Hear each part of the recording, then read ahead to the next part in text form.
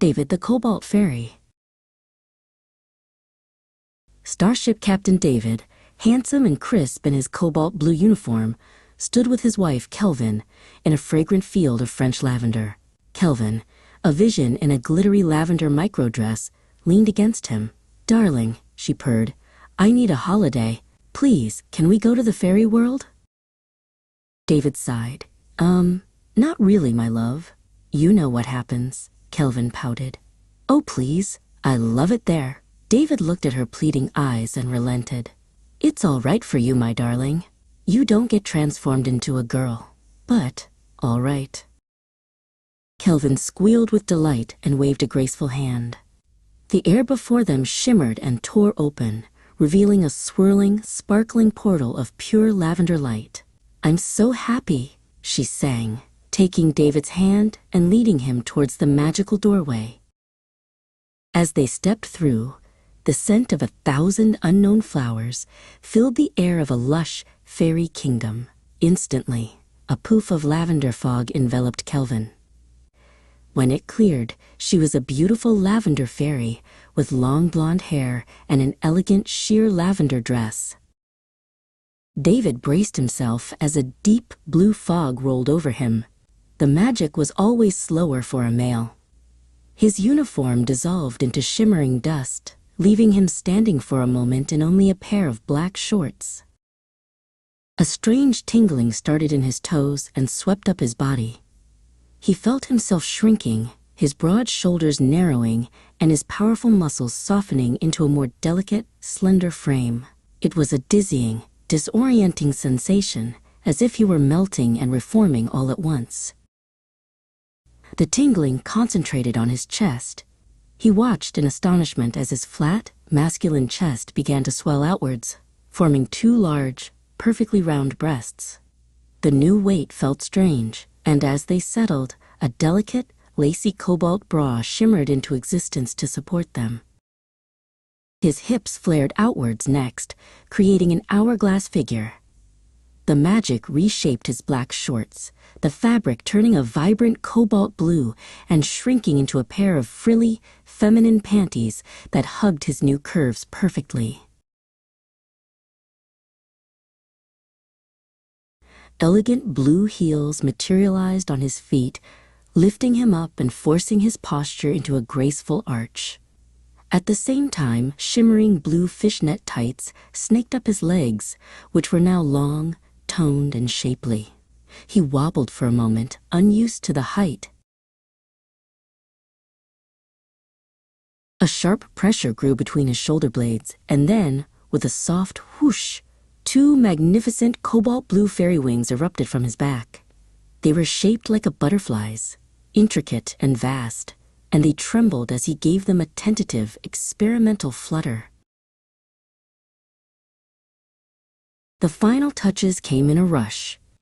A tiny, tight blue microdress enveloped his new body, and his short brown hair grew in an instant, cascading down his back in long, beautiful waves that tickled his bare shoulders. His face was the last to change. His jawline softened, his lips plumped, and his eyes widened slightly. He caught his reflection in a shimmering puddle on a leaf and saw a complete stranger, a beautiful, sultry woman staring back. Kelvin had watched the entire, detailed transformation with a grin. Now that her husband was a gorgeous cobalt fairy, she couldn't help it. She burst into uncontrollable laughter. David, in his new, raunchy form, simply gave her a withering look. They flew off into the sky, their wings beating in perfect sync. They soared over sparkling rivers and through forests of giant, glowing mushrooms. In the distance, the crumbling spires of a derelict fairy castle caught their eye. Drawn by the sight, they changed course. As they arrived, they hovered in the air, the sight of the castle truly amazing. They turned to each other and shared a deep, passionate kiss while floating in midair, then landed gently in the derelict courtyard. Suddenly, a massive troll burst from the shadows and roared, "Dinner!" The troll charged, wielding a huge, gnarled club made from an entire tree trunk.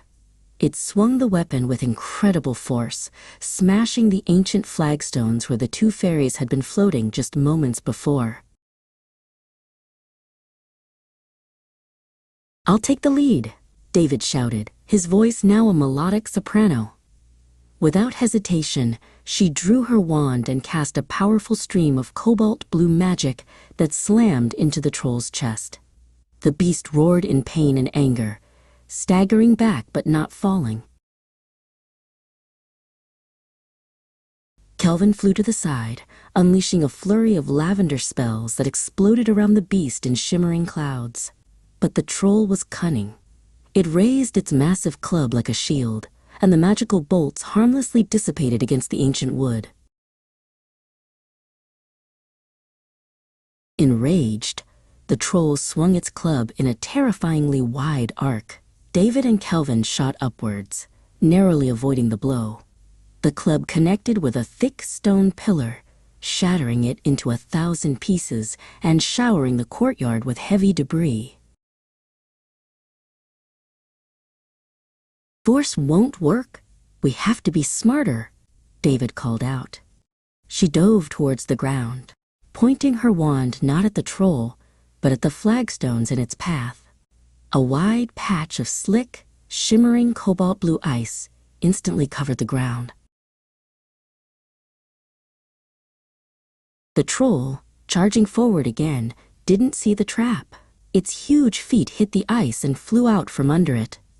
With a howl of shocked surprise, the massive creature slid across the courtyard on its back, its club flying from its grasp and clattering into a far corner. "My turn," Kelvin sang. She thrust her wand towards the fallen, disarmed troll. Thick, glowing lavender vines erupted from the cracks between the flagstones, wrapping themselves tightly around the troll's arms and legs, pinning it to the ground.